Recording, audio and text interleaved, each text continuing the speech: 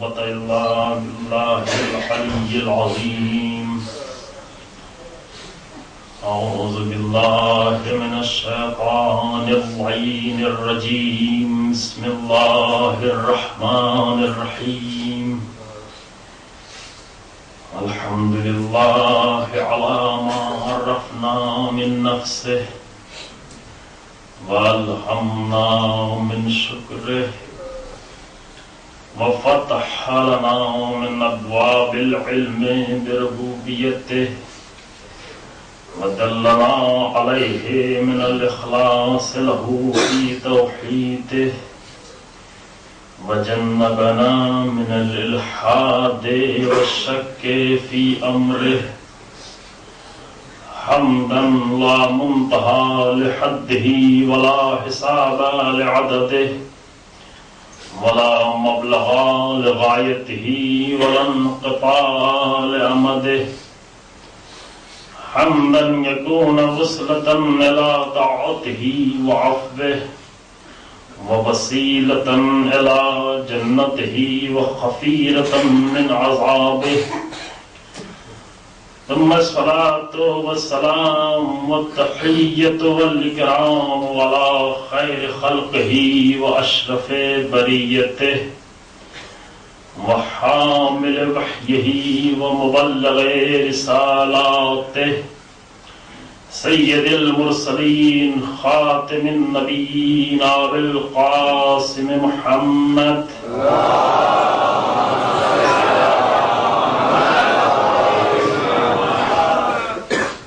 الصلاة والسلام على أهل بيته الأطيبين الأطهرين المعصومين المظلومين الذين أذهب الله عنهم الرجس وطهرهم تطهيرا.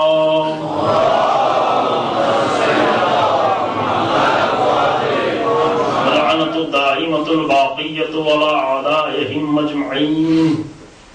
أما بعد فقد قال الله سبحانه تبارك وتعالى في كتابه الكريم. بسم الله الرحمن الرحيم. قل إن صلاتي ونسكي ومحياي ومماتي لله رب العالمين لا شريك له وبذلك أمرت وأنا أول المسلمين. صلوات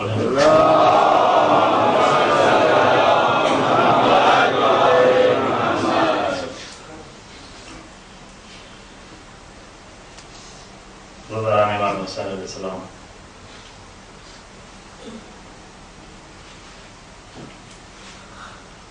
سورہ انعام کی سایہ کریمہ کے ذیل میں گزشتہ 10 دنوں میں آپ کی خدمت میں کربلا جلوہ گاہ توحید کے عنوان سے کچھ گفتگو ہوئی. آیت کا ترجمہ مسلسل ہوتا رہا کہ کہو بے شک میری نماز، میری عبادتیں، میری زندگی اور میری موت اس پروردگار کے لیے ہے کہ جو عالمین کا رب ہے، اس کا کوئی شریک نہیں ہے، اور اسی بات کا مجھے حکم دیا گیا ہے اور میں اول مسلمین ہوں. میں نمبر 1 پہلا مسلمان ہوں.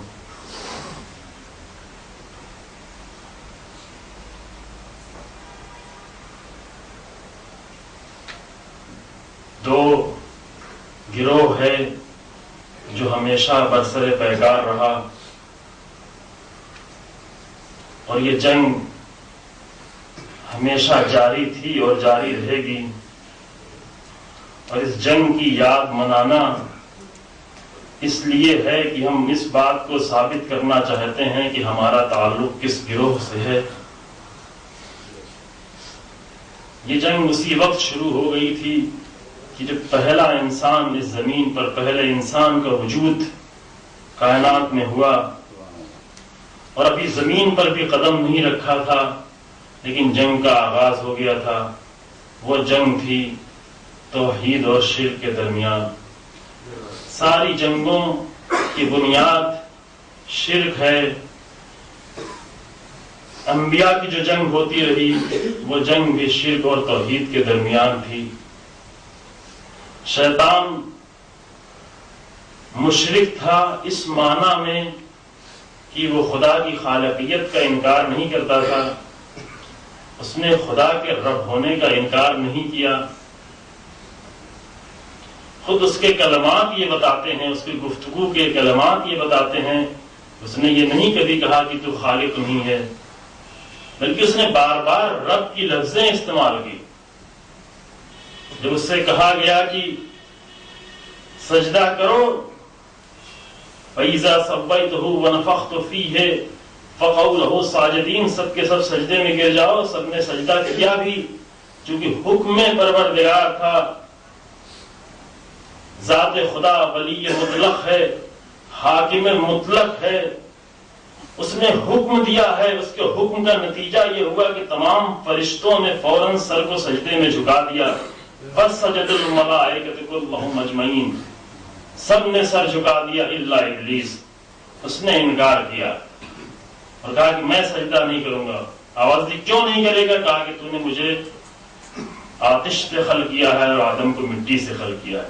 اس کے بعد اس نے جو جملہ کہا، خدا نے کہا کہ فَاخْرُجْ مِنْهَا فَإِنَّكَ الرَّجِيمُ، تو نے میرے حکم کو نہیں مانا.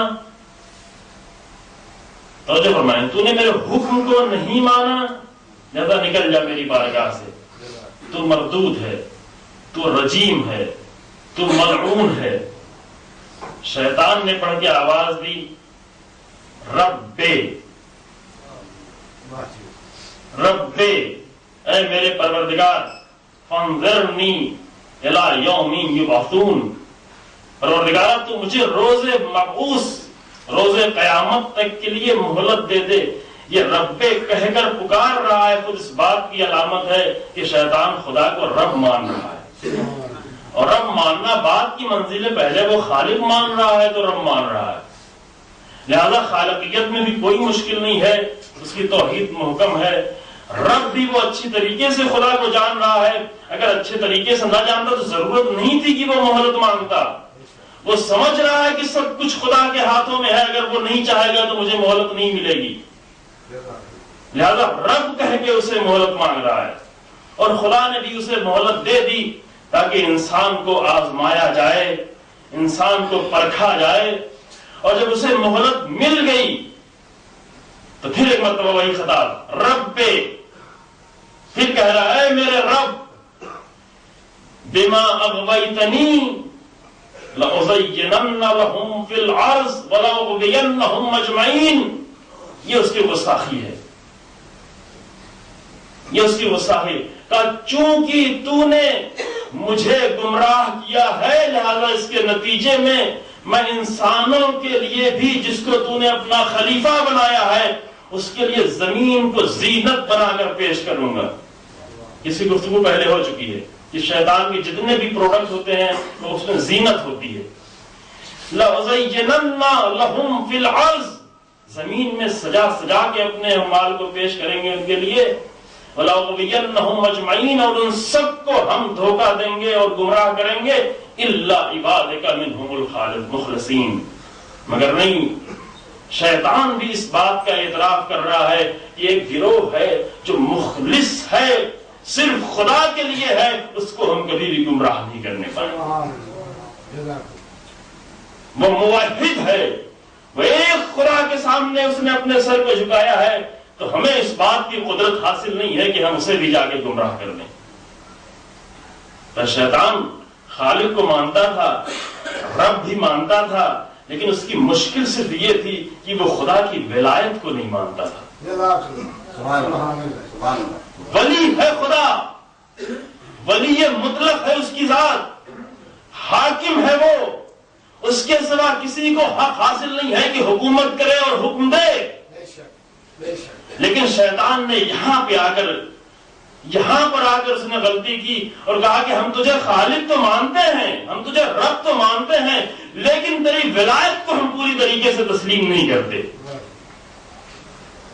تیرا حکم مجھے قبول نہیں ہے. حکم کے قبول نہ کرنے کا نتیجہ، ولایت کو تسلیم نہ کرنے کا نتیجہ یہ ہوا کہ فَاخْرُجْ مِنْهَا فَإِنَّكَ الرَّجِيمُ. وَإِنَّ عَلَيْكَ اللَّعْنَةَ عَلَى يَوْمٍ، تیرے اوپر قیامت تک لعنت پڑتی رہے گی، کیونکہ تو نے ولایت پروردگار کا انکار کر دیا ہے، اور ولایت میں اس نے اپنے آپ کو مشرک بنا کر پیش کیا، کیونکہ حکم خدا کا تھا، اس حکم کو نہیں مانا، اس نے اپنے نفس کے حکم کو ماننا شروع کر دیا، بس خدا کے حکم میں اپنے نفس کے حکم کو شریک قرار دیا۔ بس سب سے پہلی جو جنگ شروع ہوئی یہی شرک کی جنگ تھی عزیزو۔ سب سے پہلا مخلوق، سب سے پہلی مخلوق جو گمراہ ہوئی ہے شرک کی بنیاد پہ گمراہ ہوئی ہے، اور یہ جنگ جاری رہے گی، یہ شرک کی جنگ اور توحید کی جنگ جاری رہے گی۔ اگر ابراہیم آتش نمرود میں جا رہے ہیں اس لیے کہ انہوں نے شرک و توحید کی جنگ لڑی ہے، اگر موسیٰ فرعون کے دربار تک جا رہے ہیں اس لیے کہ شرک کے مقابلے میں توحید کو جنگ لڑنی ہے، اگر پیغمبر اکرم مکے کی اس فضا میں اپنے آپ کو کوہ فاران پہ لے جا کر اور صفا کی چوٹیوں پر آواز دے رہے ہیں قولوا لا الہ الا اللہ تفلحوا، اس لیے کہ شرک و توحید کی جنگ جاری ہے اور یہ جنگ جاری رہے گی۔ اور اگر حسین ابن علی اپنے گھر کو چھوڑ کے، اپنے وطن کو چھوڑ کے، کعبے کو چھوڑ کے، اپنے اہل حرم کو لے کے ریگزار کربلا میں حاضر ہو گئے ہیں تو اس لیے کہ شرک اور توحید کی جنگ جاری ہے۔ ہم صرف اس ذکر کو یہاں پر اس لیے منانے آئے ہیں تاکہ یہ ثابت کر دیں کہ ہمارا تعلق کاروان شرک سے ہے یا کاروان توحید سے ہے، ہم کس قافلے میں رہنے والے ہیں، ہمارا تعلق کس قافلے سے ہے۔ اور یہ 10 دن کی بات نہیں ہے، اگر قافلے توحید میں داخل ہو گیا ہے تو جو بھی اس کاروان میں آئے گا وہ زہیر نظر آئے گا، وہ حبیب نظر آئے گا، وہ مسلم ابن اوسجا نظر آئے گا۔ اے مولا یہ 10 دن تیرا ذکر ہم کر رہے ہیں اس لیے کہ ہم حسین بنے، عباس بنے، علی اکبر بنے، زہیر بنے، لیکن مولا مجھے معلوم ہے کہ ہم حسین تو نہیں بن سکتے، ہم علی اکبر تو نہیں بن سکتے، ہم عباس تو نہیں بن سکتے، لیکن ہاں اتنا کر سکتے ہیں کہ آپ کے دامن کو پکڑ لیں جون جیسے غلام کی طرح سے اور یہ کہیں کہ آپ کا دامن نہیں چھوڑیں گے، مولا آپ کا دامن چھوڑ کے نہیں جائیں گے۔ ثقلتنی امی، میری ماں میرے غم میں بیٹھے اگر اس دامن کو چھوڑ کے چلا جاؤں۔ حسین نے یہی تو کہا جون جا چلا جا، کوئی تجھے نہیں چھیڑے گا، نہیں میرے جسم کو درندے آ کے پھاڑ پھاڑ کے کھا جائیں، اگر تمہیں چھوڑ کے جانا ہو اور مولا اگر آپ چاہتے ہیں چلے جائیں تو میں نہیں جاؤں گا، اگر آپ یہ دیکھ رہے ہیں کہ میں غلام ہوں تو میں اپنے اس گندے خون کو اور اپنے اس بدبودار جسم کو تمہارے خون میں ملا کے رہوں گا۔ اور یہ بات حسین کے دل پہ ایسی لگی کہ جب جون زخمی ہو کر زمین پہ گرے تو حسین مقتل میں آئے اور آ کے آواز دی اللہم بیض وجہہ، پروردگار اس کے چہرے کو روشن کر دے، اس کے خون میں خوشبو دے دے۔ کاروان شرک میں اگر جون جیسا حبشی غلام بھی داخل ہو جائے گا تو اس کا ذکر 1400 سال بعد اسی طریقے سے ہوگا جس طریقے سے ہم حسین کا ذکر کر رہے ہیں، کیونکہ ایک پلیٹ فارم پر ایک مرکز پہ سب آ کے جمع ہو گئے ہیں۔ عزیزو بس میں اپنی منزل تک آ گیا،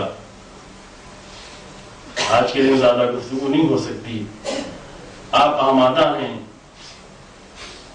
اور آپ کو یہ بہت اچھی طریقے سے اندازہ ہے کہ آج کی رات کون سی رات ہے۔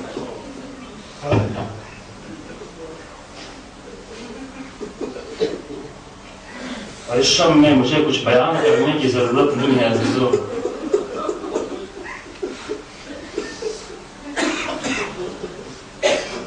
آپ خود ہی اس حد تک آمادہ ہیں کیونکہ اب عشرہ محرم تمام ہو رہا ہے، گریہ کیا ہے لیکن دل نہیں بھرا، ابھی حسین پر ماتم کیا لیکن ابھی دل نہیں بھرا۔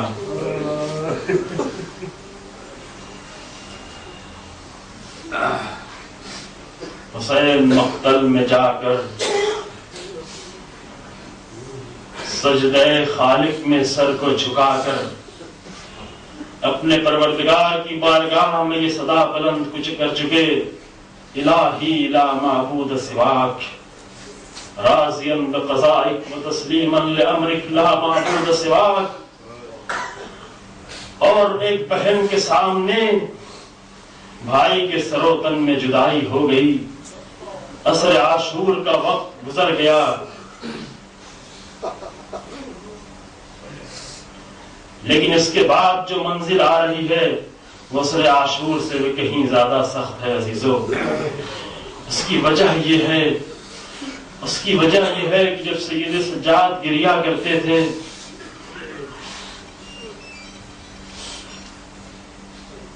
تو الشام الشام الشام کی صدائیں بلند کرتے تھے۔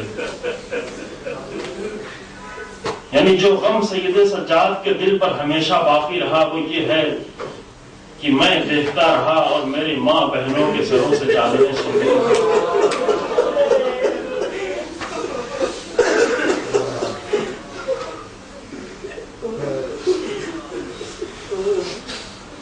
شام آ گئی ہے،